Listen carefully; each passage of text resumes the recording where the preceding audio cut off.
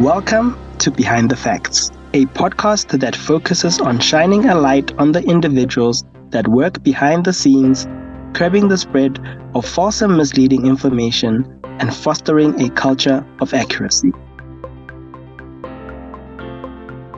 I am your host, Thipe Maelane, and I am joined by my colleague Kaylee Clifford, the Deputy Chief Editor at Africa Check, based in South Africa, Silas Jonathan, researcher and fact-checker from Dubawa in Nigeria, and Rukia Nabanja, the head of production from the Debunk Media Initiative in Uganda. It is a pleasure to have all of you join us for what promises to be a very interesting conversation on all things behind the facts. And most importantly, Happy International Fact-Checking Day. Happy International Fact-Checking Day, and thanks for having me on. Happy International Fact-Checking Day to you. Thank you so much. Happy International Fact-Checking Day to everyone. International Fact-Checking Day is a global initiative that is aimed at emphasizing the crucial role of accurate information in our interconnected world. So as we celebrate this day, we also recognize the vital work of fact-checkers worldwide who dedicate their efforts to upholding the facts. Before we get into our conversation, I would like to give you all the opportunity to share what you will be doing to celebrate this important day. Kaylee, would you like to share what Africa Check is planning to do to celebrate this significant day? Sure. Well, I think that people might be surprised to learn that there is such a thing as International Fact-Checking Day. And so we really use it as an opportunity to raise awareness around fact-checking and foster its practice. For example, we'll be hosting a free webinar open to the public where we'll be teaching people how to fact-check and spot misinformation. And this is really just based on the idea that anyone can and should be a fact-checker. Silas, what are Dubawa's plans for this all-important day for the fact-checking community? So at Dubawa, we are looking at going to schools, senior high schools, to engage with young people, on the media literacy of information disorder and how they can distinguish between truthful and misleading content on the digital spaces. We're also looking at to go to rural communities and markets where ordinary people do their businesses daily, to talk to them about mis and disinformation and how they can contribute to that. We're also looking at holding Twitter spaces to bring different people from different aspects of the society to come and discuss and share their views on the impact, influence, and solutions to information disorder across West Africa. So these are some of the things we're looking to do here. Very busy day indeed. Rukia, would you like to share what the Debunk Media Initiative will be doing on this special day? The bank will majorly be sharing highlights from our volunteers. We have some volunteers doing fact-checking. So we'll be sharing, shining a light on them and also the fact checks that they have done in the past. But also we'll have a Twitter space later on in the evening. And then we'll really just be talking about fact checking and how it has changed the landscape here in Uganda, and also future plans for next year, which will be an election year. And we will be really preparing to talk about the importance of fact-checking in an electoral process generally. Yeah. As we know, fact-checking organizations have been conceived out of circumstances and events that have potentially harmful consequences. Kaylee, please could you share Africa Check's founding story and share with us some of the work undertaken by the organization? So Africa Check is the continent's first independent fact-checking organization, and our main goal is to promote accuracy in public debate and in the media in Africa. And we do this through a number of ways, but mainly through verifying the accuracy of information in the public domain. We also equip others with fact-checking skills through media literacy projects and training. Our origin story is indeed born out of the recognition that false information can do real life harm. We were founded in 2012 by Peter Cunliffe-Jones, who at the time worked as the Nigeria bureau chief for AFP. And he really witnessed firsthand the dangers of misinformation in the country, specifically when it came to polio. So it was around the early 2000s when polio was on the verge of being eradicated in Nigeria. But in the early 2002 and 2003 years, there began to be rumors about the polio vaccine spreading across the northern parts of the country. So what followed from this was a surge in new cases, not just in northern Nigeria, but also in other parts of the country, such that by 2006, from polio being on the verge of eradication, cases surged to over 1,000 diagnosed polio cases. So I think the story really demonstrates how devastating it is when false claims enter the public discourse. And it led to this recognition or, realizing the need for a fact-checking organization that could actually address some of these harmful claims. Certainly. And I mean, this event could have been avoided if those that were communicating and sharing this information had based their claims on credible and evidence-based data.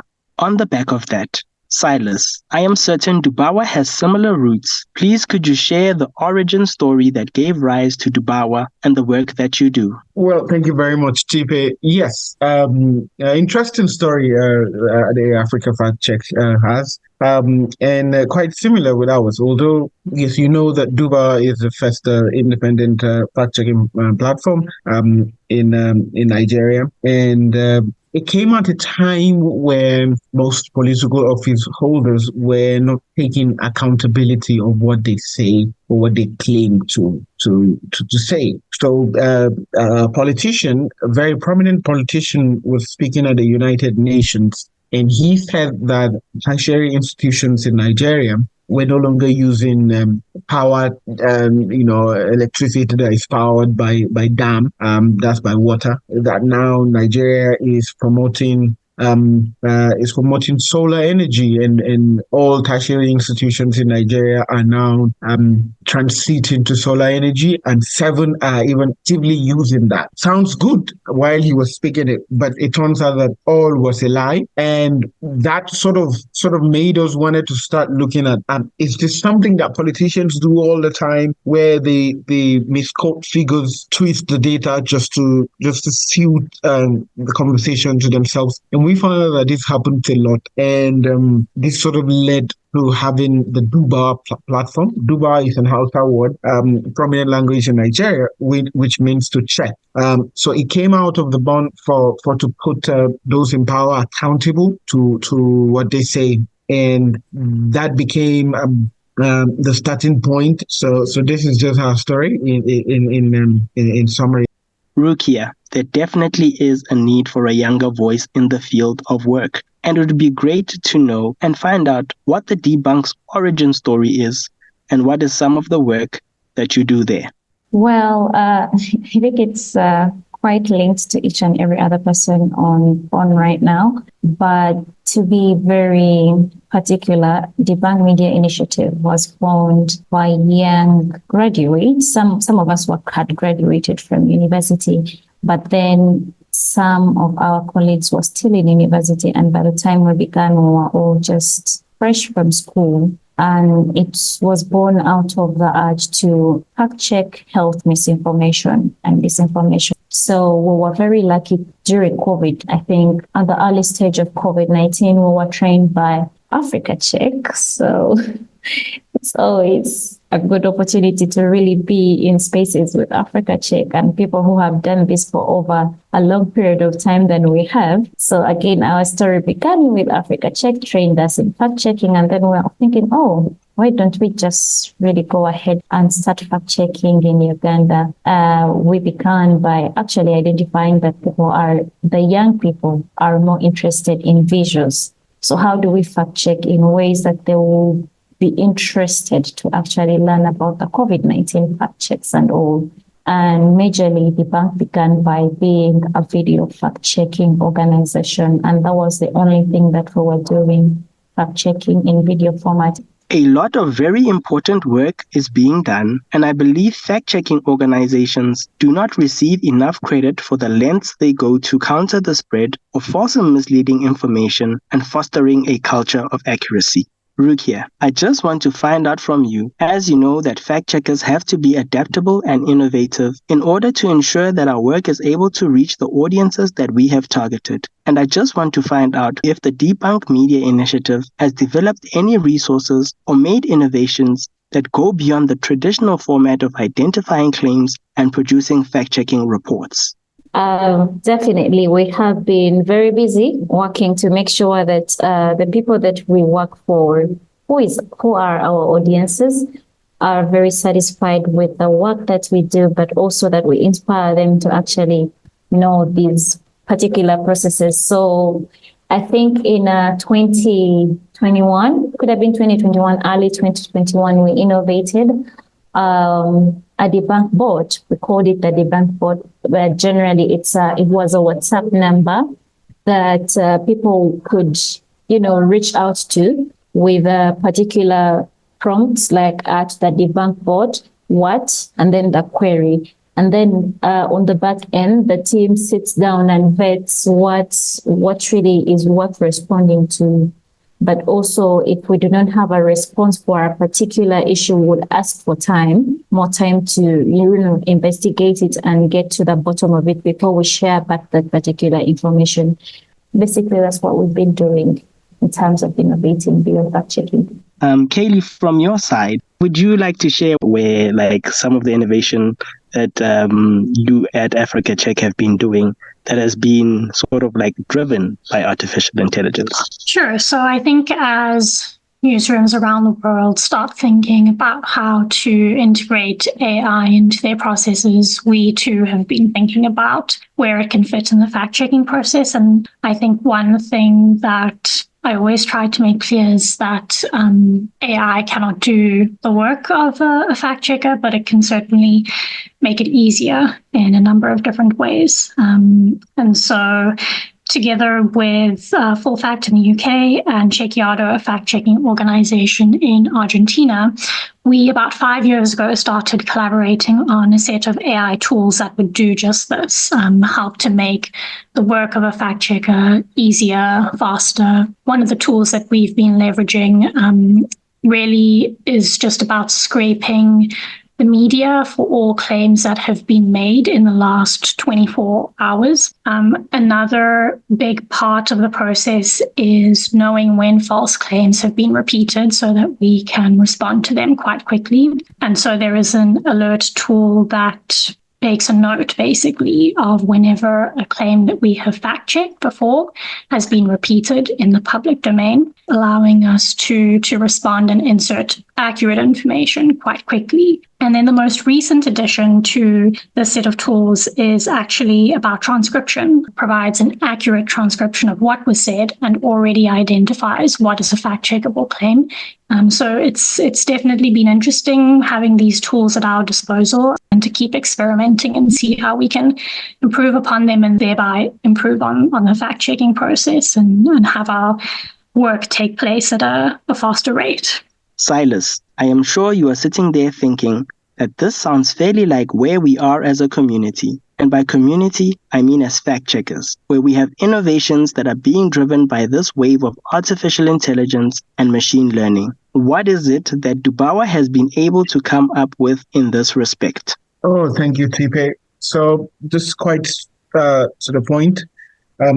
We have utilized AI to build what we call the Dubawa audio. We've realized that there is a lot of false claim on the radio. So we came up with the Dubawa audio. What it does is that it goes through any radio program that you put on the tool and sort of it just subjects it and picks out claims from there. When we started building the tool, we realized that language also plays a key role. So we had to build a model to suit Ghanaian English, Nigerian, the typology of English, even pidgin English in the Nigerian context. The tool picks claim from there. And also we built an AI chatbot that citizens can just go there if they want to confirm something from what we have fact-checked in the past. And we've also revolutionized our website. So all our fact checks, you can just listen to them. And then we're building another tool.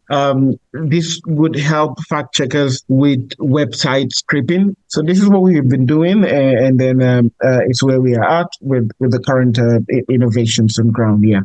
Outstanding. On that note, Silas, please could you share with the audience one of your top tips as a fact checker that has always rang true throughout the years? So this is one thing that I found. I think that's one key thing that I've used as my motto in fact checking is don't rush the process, trust the process. It simply means that in fact checking, you don't rush it. Follow where the facts take you and be patient enough to follow the track. The main aim is the truth, and the truth is the focus. That's it, yeah. Kaylee, from Africa Check's side, as you heard from Dubawa, don't rush the process, trust the process. What is Africa Check's top tip? I always say if there's one thing that people should do to stop the spread of false information, it's actually just to pause before sharing. Disinformation is often designed to play on our fears and our biases. We also tend to agree with information that confirms or supports our worldview or our existing beliefs. So when you see a message on WhatsApp or a post on social media and it makes you feel immediately angry or frustrated, or maybe makes you feel incredibly happy, I encourage pausing before sharing and really thinking about what that information might be trying to get you to do. And if there are any doubts whatsoever about the legitimacy of that information, then rather not share it. And Rukia, from the Debunk Media Initiative side, what would you like to share with the younger audiences? I think from us, it would really be the fact that if any piece of information makes you feel a certain way, if it excites you, if it gets you angry, if it does not really invoke you to think critically, then it's probably something that needs to be checked. And also the fact that we always encourage our people to stay verified. Verify each and every other thing before you share it with anyone. And that also means that we need to educate ourselves on matters that we feel passionate about. So we always encourage people to stay verified in one way or the other. Yes. I'd like to thank you all for joining us today for this conversation and sharing your experience and insights. Thanks, Thipe. Thank you very much. Nice to have this conversation. Thank you for having us. If you're tuning in, remember to always consider the facts and follow our conversation online.